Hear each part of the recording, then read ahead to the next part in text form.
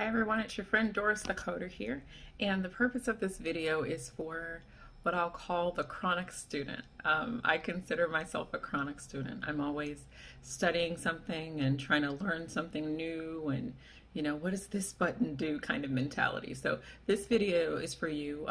This is going to include practical tips to studying, whether you are studying for your certification exam, you are studying for a new test to possibly land a job, maybe for a coding test, or if you're studying to just learn and apply a new specialty. These are tips that I have successfully used throughout the years. I have a daughter who is in nursing school currently. I give her these tips and I see that they're also successful for her, so I'm gonna go out on a limb and say they work. So they're gonna help you if you need them to. So first I want to draw the line between you studying and reading, right? So when you read, you just want to read and get it over with. Okay, I read it, I still don't get it. This video is going to be kind of two parts, hopefully very brief, but also two-part. General study tips on how to study and learn something new. So whether you're learning billing now, you're learning compliance now, you're learning coding now, whatever it is, that's kind of in. These are all going to be practical tips that you can use in and outside of our industry, that is healthcare administration. So first, and not a lot of people are going to like this first segment.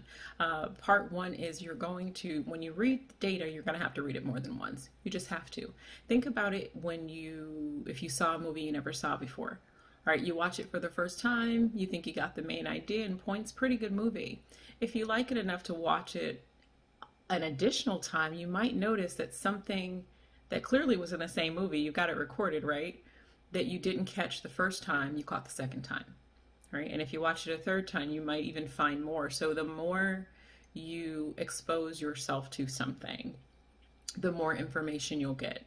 You got to kind of study and read when it's assimilated, when you're able to assimilate the data. Now, if you have schedule restrictions, like, COVID, and we're stuck in schedules, and maybe you just have a busy and hectic lifestyle because, you've got a family and a job and a business or a multitude of things. One of the ways you can reacquaint yourself with data that you've already read is to read it into a recorder. You don't even have to buy tape recorders anymore. You can actually download an app on your phone, a voice recorder. When you're reading, read the data into your phone. And just like you would read it over and over again, when you listen to it over and over again, so while you're cooking dinner for your family, turn on your recorder. As you brush your teeth at night, turn on your recorder. When you're driving to and from work, instead of the radio, turn on your recorder, right? For your walks or runs, if you're into that kind of thing, turn on your recorder, and you can find, just by reacquainting yourself with the information repeatedly, it can help you with your assimilation. That's tip one on part one. Second thing is you want to use multiple resources. When you study, I'll give a huge shout out. I Don't Know You, Eddie Watson with ICU Advantage.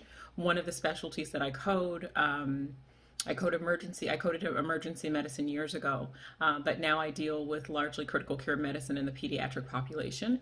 And there is a site called ICU Advantage. Often the videos, I've only seen the videos by him. I don't know if other people are on it. Eddie Watson. Apparently he's a critical care nurse or respiratory person. Sorry if I quoted your credentials wrong. I didn't know that. I know he's helpful to me. He's helped me make a lot of connections in things that I'd worked with before that just kind of didn't connect for me, or I didn't think it was maybe important. And then it's like, aha moment. So I've had a lot of aha moments with ICU Advantage. He's also on YouTube. If you do emergency medicine, critical medicine, even some cardiology stuff, I would say absolutely check out his site. It's really, really fantastic on YouTube. So use multiple resources. For coding or anything, use multiple resources, because some people are able to break information down more simplistically than someone else, or that you can do on your own, or they can summarize. I thought about, and I'm still working on it, maybe I'll do it, time permitting. I'm still behind on some things that I promised and I haven't forgotten about. The operative report video, that's going to go up hopefully in the next month or so. So I am going to do that, but I'm behind on some other things there. That's a longer video than this one's going to be, hopefully. So when you use multiple resources, you can break down, you can have a person break down something that someone else made complex, a little more complex, because if I'm proficient in a subject, I can teach it multiple ways, and I can teach it for the different types of learner that I have. Not everyone teaches everything in multiple ways, right? So you could have some folks that are very Reader's Digest can say, of all of this, this said that. Like I thought about, later maybe I do some coding quick shots is what I'm thinking I'm going to call, to summarize guidelines like for ICD to help you understand what it says and what it means and how to apply it. So coding quick shots may come later. Maybe that's more of a 2021 vision, even though that's literally not even 2 months away. 2 months away. So use multiple resources when you are studying, because the culmination of those can help you better understand the content that you're looking to digest. Some sources may have a visual for things that, can be helpful to understand visually. They may have a visual to help you. They could have auditory things, or just some, summarizations of those things. Number 3 on part 1 is going to be try to connect what you're doing to what you already do. For example, my MOS, my military job, basically, was what they called equipment utilities repair, but basically it was an AC mechanic. I was an AC and generator repair. Yes, me. I was a generator repair in the military. When I started to study the electrical conduction system of the heart, I thought about when we would troubleshoot the generators and the ACs. We used to take this device called a multimeter, and we would test the circuit, right? So we'd put it on different parts of the circuit, because let's say the fan stopped blowing. Well, the cord or the circuit that controlled the fan would have no power, right? That helped me connect, because I did that and it was personal for me. That helped me connect to when I got to electrophysiology and cardiology, right? So try to find something when you're going through data. Is there any way at all for you to connect it to what you're doing, to what you already know, to what you don't have to learn? Point 4, fill in the gaps, right? So so you can really get good connections if you're going through things and you don't know what you're looking at, right? So if I was to use, for example, the debridement section of your CPT book, there's a scenario that talks about a heel ulcer, bone, a wound on the bone of the heel, and then an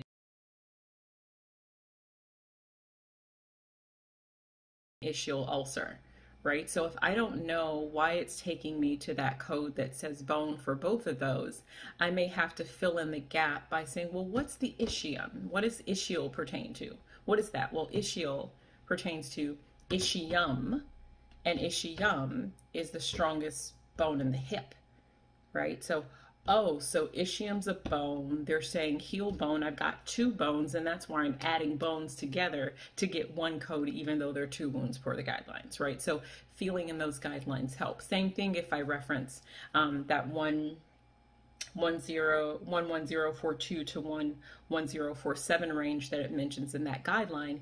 If I say, well, wait a second, 11042 is subcutaneous, 11043 is muscle and fascia, 11044 is bone, and they're saying by depth, well, wait a second. And then 11042 says subcutaneous and includes epidermis and dermis, and it's by depth. How do I connect that? Well, I can connect that by saying, okay, the integumentary system, the skin, or those areas there, right? It's epidermis, then dermis, then subcutaneous, then muscle and fascia, and then bone. So what I'm seeing as my code numbers go up, my wound depth is going deeper. Okay, and the reason I see the expansion of the parentheses in my code descriptor is it's because it's like going through multiple doors. If I've gotten to the subcutaneous door, I've had to pass through the epidermal and dermal door. If I get to the muscular or fascial door, I've had to pass epidermis, dermis, and subcutaneous. If I get to the bony door, I've had to pass epidermis, dermis, subcutaneous, muscle and or fascia to get to bone. So that's why I see the definition kind of expanding to include that. Oh, now I got it. It's organization, it's depth. That's what I do. That's what I calculate. So fill in the gaps to help you with the connection so you get it. And if possible, and this isn't always possible, especially with the nightmare that has been COVID-19, get a partner. And even though we, in many places throughout the country, we're not able to come together possibly to meet like we typically would. And I remember studying for my exam, and I met a gentleman who was also studying for his exam at a coffee shop. I'm like, oh, I'll make sure I don't want to meet a killer, let me met at a public place, took a picture, photographed, all that kind of stuff. But I found a study buddy and a study partner. So even though you're not able to come together, you might be able to form a group for people who are working on the same goal. So after you study and review things, you can say, okay, this is what I got from it. What did you get from it? What did you understand from it? Right? Well, didn't it say this? And oh, I missed that part. Right? So a mentor, a partner, a study buddy, whatever. Those are really 5 tips to, no matter what whether it's compliance, and I had to do this with compliance when I was studying for my compliance exam, because the information isn't like an awesome page turner. Some of the stuff is really kind of boring. And quite honestly, I fell asleep often, like reading it, because it's a lot of just regulatory, really mundane, not so interesting content. So follow those tips. 1 for part 1 on studying versus reading, effective and practical tips for studying.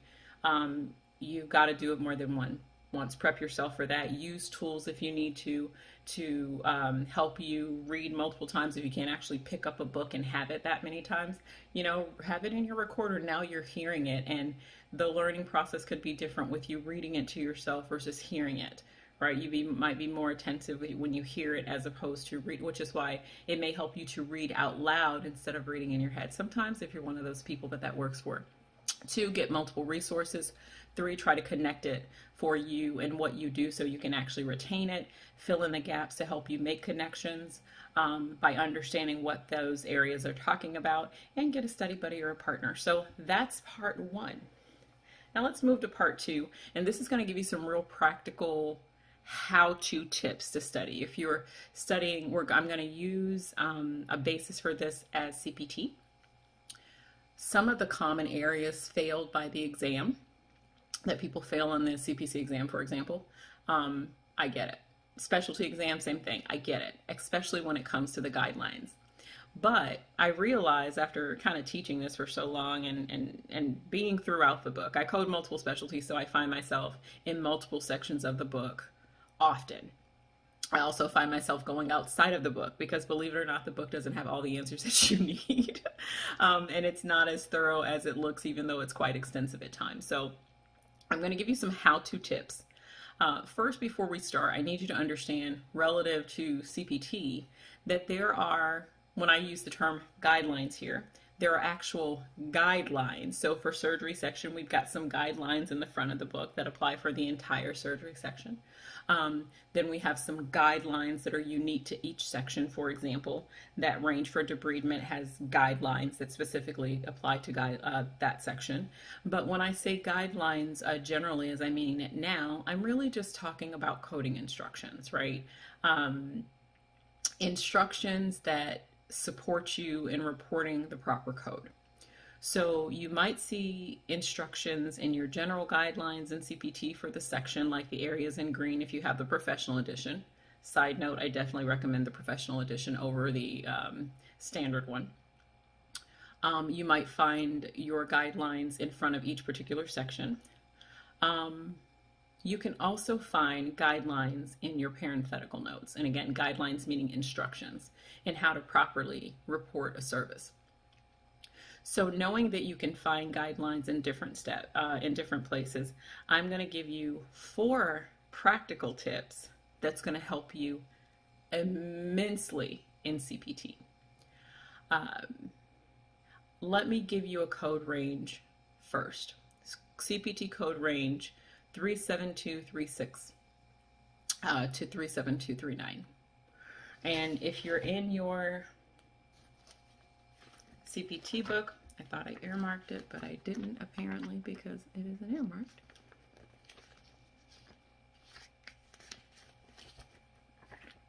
I'm recording this video in 2020, so this is going to be on page 289 of your 2020 book. Also, let me know in the comments, like or subscribe if you find this content helpful, but let me know if you think my coding quick shot idea is a good idea. So I'm thinking about really breaking down and summarizing the guidelines. I was often able to do that when I taught, and my students just got it. Like, it made it a lot easier for them. Still referred them to the guidelines, still recommend they reviewed them so they were clear on how they were reporting, but I gave them shortcut ways. And if you think a coding quick shots would be helpful or useful to you or someone you know, share the video. Let me know in the comment section so I can do that, because God knows I am trying to stay out of what has become just kind of an unpleasant environment. I'm loving my house a little bit more. I don't even want to go anywhere anymore with all the nonsense in our universe. So this is going to be on page 289 of your 2020 Professional Edition CPT. If you've got another book, it's totally fine. You can follow. You just need to find the CPT code 37236. And then you need to find the guidelines that relate to them. The guidelines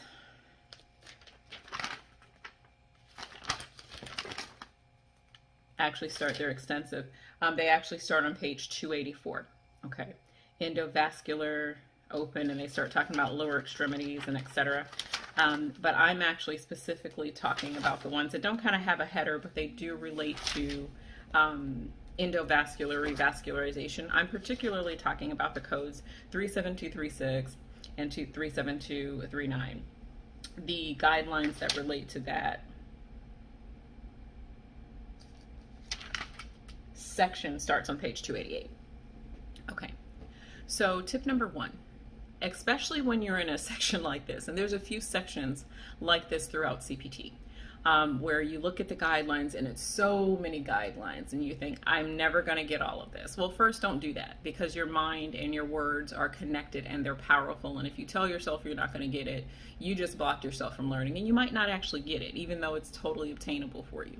So the first thing you want to do after you unblock yourself is I'm going to recommend tip number one on how to read the codes first. So on page 288, it talks about CPT codes 37236 to 37239.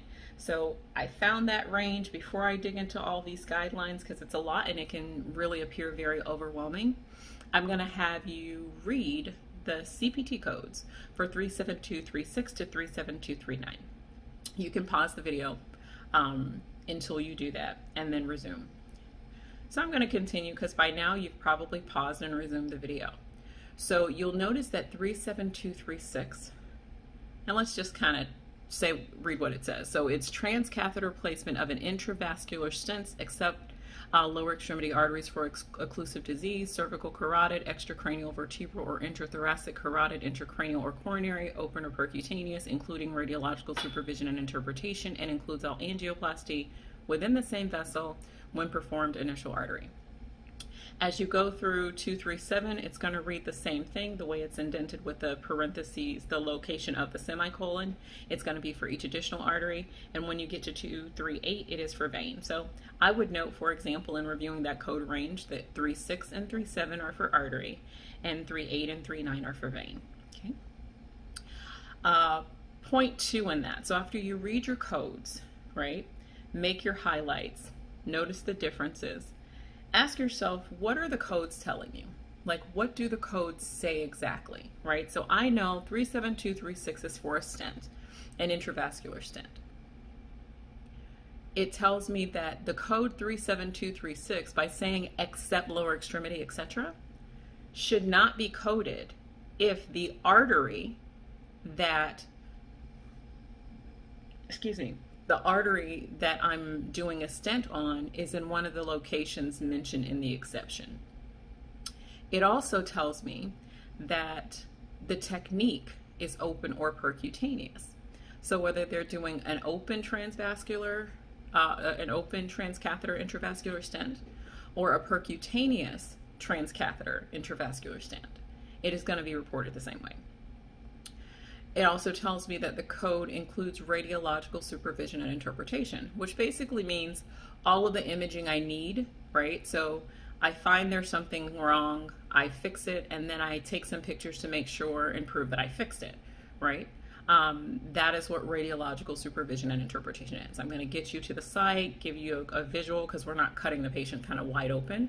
I'm going to give you a visual to get into the site so you can guide your way there. Once you finish the procedure, I'm going to give you some additional pictures so you can ensure that what you did had the intention that you wanted it to, and that's what it is. It also tells me that it includes all angioplasty within the same vessel, okay, when performed. So part of what I'm going to do, so I've read my codes now. I've made my highlights, the differences between the codes, so I know one set of codes is for artery, another set of codes is for vein. And then I'm going to review my parentheticals. So my parentheticals, and you have to be very careful the positioning of your parentheticals. If the parentheticals apply to a small range of code, like for example, there's a lot of parentheticals between 37237 and 37238. All those parentheticals apply to 37236 and 7. Okay, so they position the parentheticals after the codes. If the parentheticals apply to the entire, a larger code range, or all the code range, they will actually position the parenthetical at the beginning of a series of codes. A good example is that is the codes that I referred to on debridement. So again, in your 220 CPT manual, page 79, notice under debridement, it has 4 different parentheticals under it: dermabrasions, nail debridement, burns, and pressure ulcers, right? So that applies to anything that you're about to read relative to the debridement section. So the positioning of the parenthetical is going to be really critical. That's why I say read the codes first, then check the parentheticals around it, because they affirm some of the proper reporting of your codes. Now, when you review your parentheticals under this range, what you're going to find is a lot of those codes that it told you were exceptions, they're actually directing you to where you can find those codes, right? So it told us, for example, the lower extremity arteries. Well, the third parenthetical under that, where it talks about the iliac, the femoral, the ilium, the femur, right? The popliteal, and the tibial and peroneal, well, those are the arteries in the lower extremity. So if that's where you're coding, and it's for occlusive disease that you're placing a stent, not for any other reason, just occlusive disease, then it's actually giving you the specific code range you need to go to, not this particular code range. And it continues to do that for a series of codes. So tip number 1 on how to practically apply and practically study, specifically with regard to CPT, is read the codes first, make highlights for your differences, review and make notations of your parentheticals. Now, once you've fully read your codes, made your highlights so those things kind of stick out for you, you can go to your guidelines. That's number 2, review your guidelines. Once you're familiar with what the codes say, then take your time to just read your guidelines. So read your guidelines thoroughly, and what you'll often find, not always, sometimes your guidelines give you information your codes never said. Other times your guidelines repeat the information your code said and sometimes expands the information your code said. It's all to support you in coding properly. So tip 2, read your guidelines. You want to ask yourself, when you read the code, what is the code telling you? As I talked about, when you read your guidelines, you want to ask yourself, your parentheticals, what are the parentheticals telling you? Are they either telling you something the code didn't tell you, or are they sending you elsewhere? And when you read your guidelines, you want to find out what information is included in my guidelines that was not included in my code or my parentheticals. So if I was to use this range, for example, for 37236 to 37239, a couple of things included, because remember, I have 37236 for the initial artery, 37237 for the additional artery. On the second paragraph on 289 on the left, it gives me some information, but then it gives me a note saying multiple stents placed in a single vessel may be reported with a single code, right? And then it tells me if a lesion extends beyond the margins of one vessel into another, but can be treated with a single therapy, then I'm only going to report the intervention one. So that's one of those bridging lesions, right? So if these are 2 different vessels, right? And I'll just use this. So let's say each one of these are different vessels, but they're kind of connected, right? So this is like my femoral and this is my iliac or something like that. Oh no, I can't use that because those are bridging. So let's say upper extremity. So this is my brachiocephalic and subclavian. If I have a lesion, notice where my fingers connect. So those are like two different vessels. And if my lesion crosses both of those and the provider uses one stent, because it's a lesion that crosses two areas, uses one stent to treat, even though I'm dealing with two different vessels, right? Because part of it is in the subclavian or part of it's maybe in the innominate or brachiocephalic, it's one intervention because it's a bridging lesion, okay? So that is not in my CPT code descriptor. That's not in a parenthetical, but that is in my guideline, right? So that's when I want to follow this tip. And then once you've fully read the code, gave yourself time with the code description, fully read the parentheticals, given your time with that, fully read the guidelines, giving your time with that, and highlighted it, don't highlight or kind of study anything that's in your code descriptor. Because I know radiological supervision, angioplasty in the same vessel, not these particular ones. I know all of that is already in my code descriptor. So if I read my code carefully, I'm not going to miscode that because it's included in the code descriptor and I've made my highlights to make those things jump out for me.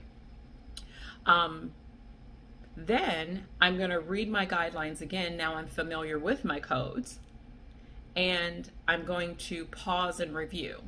So when I read, for example, 372, 36, and 37 describes transluminal intravascular stent insertion in an artery, while 37238 describes transluminal intravascular stent in a vein, I'm going to pause and say 37236, 37236, artery, yeah, got that. 8, vein, oh, that says that, got that, right? So then I'm going to do a pause and review as I go. Right? And remember, I told you in the first part of this that you got to read it more than once. So now that you're clear on what the codes are about, what parentheticals, what the guidelines say, I can start mixing them all together for application purposes. All right. So remember, think about what does the code tell you? What does the parenthetical tell you? What do the guidelines tell you? Do they connect? So when you're prepping, for example, for an exam, right, if that's what you're doing it for, as opposed to just learning something new, like you've got to take it for an exam, if there's something that's excluded in my code descriptor and parentheticals, and I think I might not coded properly, like 37239's on the next page, and sometimes your guidelines are not on the same page as the code, then I'm going to write that on, around, or near the code so I don't make the mistake of miscoding that. Okay. What I don't also see relative to this code set about inclusion is I don't see anything about catheterizations in my code descriptor or parentheticals, but in my guidelines, I have a note that says, oh, I can actually report my catheterization separately for this code range. I also have a note that says, well, what if you're doing angioplasty, because it talks of angioplasty being included? What if I'm doing angioplasty in a different vessel? Well, I can say that's affirmed by the code description that says same vessel, but it gives me specific instruction about what I code if it's a different vessel and what I might need from a coding perspective, like you might need a modifier. What I also don't know, right, is they can use stents for different things, and sometimes they use stents because they are blocking off or embolizing. So I have instructions in the last paragraph on 289 that speak to that, right? So I hope you found this video helpful. I didn't want to make it really long.